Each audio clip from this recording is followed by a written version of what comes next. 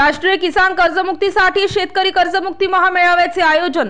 गेल्या 491 दिवसांपासून शेतकरी कर्जमुक्ती धरणे आंदोलन सुरू असून आजच्या 491 या दिवशी नाशिक जिल्ह्यातील 56,000 शेतकऱ्यांच्या शेतजमीन जप्ती विरोधात 490 दिवसापासून धरणे आंदोलन नाशिकच्या अनंत कान्हेरे मैदान शासकीय जिल्हा रुग्णालयासमोर सुरू असून अजूनपर्यंत यावर कोणीही दखल घेतली नाही।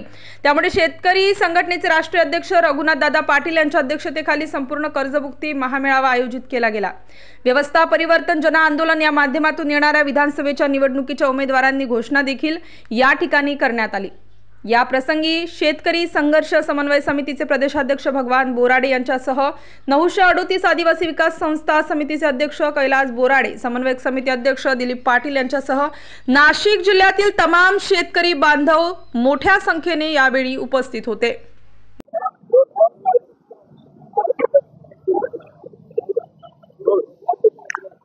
आज आम्ही नाशिक जिल्ह्यामध्ये कर्जबाजारी शेतकरी आहेत, बँकेने तगादा लावलेले आहेत आणि ही संख्या प्रचंड मोठी आहे। तर या सगळ्या शेतकऱ्यांनी शेतीचा व्यवसाय केला आणि भारत सरकारच्या धोरणामुळे उत्पादन खर्चही त्यांना मिळालेला नाही आणि म्हणून एका दाण्याचे 1000 दाणे करणारे शेतकरी कर्जबाजारी झालेले आहेत।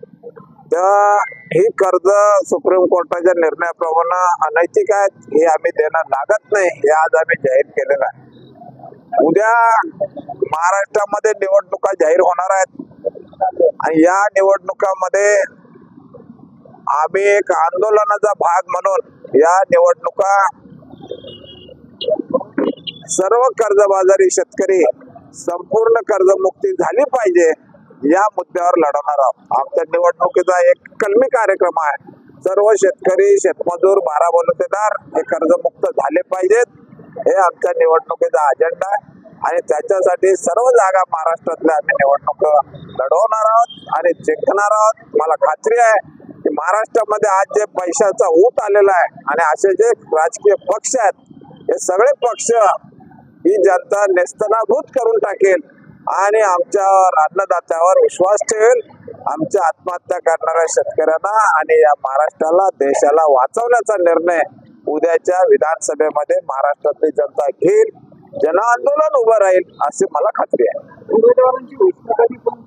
आता अजून आचारसंहिता लागली नाही, आचारसंहितेनंतर आम्ही जिल्हावार आता बैठका आमच्या चालू आहेत।